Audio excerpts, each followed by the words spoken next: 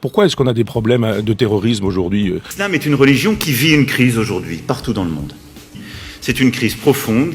Les musulmans sont pas des imbéciles non plus. C'est-à-dire, on leur mène une guerre chez eux, en Afghanistan, par exemple, ou au Mali, on leur rend la vie impossible, on s'en va les massacrer, on les tue par dizaines ou par centaines, et en même temps, on voudrait que ces gens-là soient gentils, etc. Ils sont pas gentils, mais ils ont raison.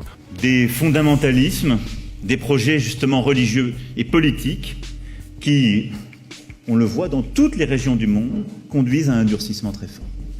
Y compris dans des pays où l'islam est la religion majoritaire. Autant je suis sur une lutte athée en disant que l'islam ne me convient pas, autant que l'islam est dangereux. Mais autant je trouve que sur le terrain politique, il n'y a aucune raison pour qu'on aille faire la loi chez les autres. Pourquoi est-ce qu'on fait la loi au Mali et pourquoi est-ce qu'on la fait pas à Cuba ? Ou pourquoi est-ce qu'on la fait pas en Chine ? Si vraiment les droits de l'homme nous intéressent, pourquoi est-ce qu'on est spécifiquement au Mali et pas dans des endroits où les droits de l'homme sont bafoués partout ? Alors, moi, je trouve normal qu'au Mali, où il m'est arrivé d'aller, la politique puisse exister.